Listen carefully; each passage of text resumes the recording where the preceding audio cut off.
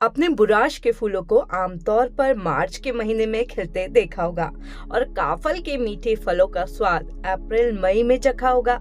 लेकिन अगर हम आपसे ये कहें कि ये फल फूल अब भारी बर्फबारी के बीच यानी दिसंबर और जनवरी में ही नजर आने लगे हैं, तो क्या आप यकीन कर पाएंगे?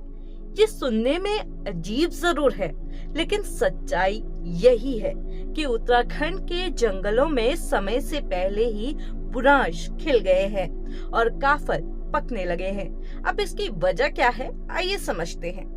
बीते कुछ दशकों में क्लाइमेट चेंज ने हमारे इकोसिस्टम के बैलेंस को कितनी बुरी तरह प्रभावित किया है, इसके बारे में शायद ही आपको बताने की जरूरत पड़े। पर अब भी कुछ लोग इसे रियल नहीं मानते, ना ही ये मानते हैं कि क्लाइमेट चेंज की वजह इंसान है। वो लोग कुछ नेचुरल, फिजिकल या कॉस्मिक फिनोमेना को इसका जिम्मेदार मानते हैं। हालांकि उत्तराखंड में पक रहे बेमौसम फल और खिल रहे फूलों को किसी प्राकृतिक घटना का नतीजा तो नहीं कहा जा सकता। पहाड़ी इलाकों में जलवायु परिवर्तन का असर अब साफ दिखाई देने लगा है। ठंड कम हो रही है, सर्दियों में बारिश ना के बराबर हो रही है और गर्मी का मौसम लंबा खिंच रहा है। इस साल शीतकाल में अब तक सिर्फ 2 दिन ही बारिश हुई है, जबकि बाकी समय मौसम शुष्क बना रहा। इसका असर न सिर्फ जंगलों और वनस्पतियों पर पड़ रहा है, बल्कि यहाँ के जीव जंतुओं और स्थानीय किसानों की आजीविका भी इससे प्रभावित हो रही है।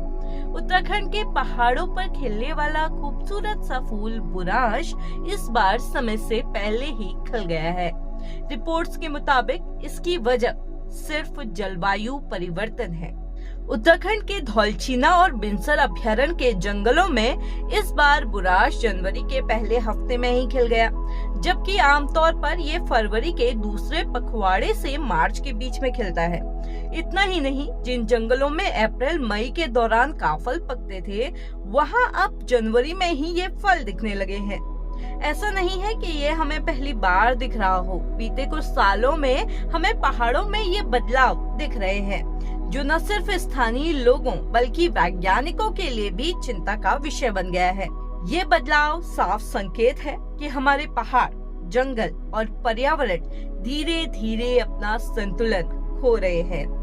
अगर हमने अभी भी इसे नजरअंदाज किया, तो आने वाले सालों में न सिर्फ हमारी बायोडाइवर्सिटी बल्कि खेती, जल स्रोत और पूरे इकोसिस्टम पर भी इसका गहरा असर पड़ेगा।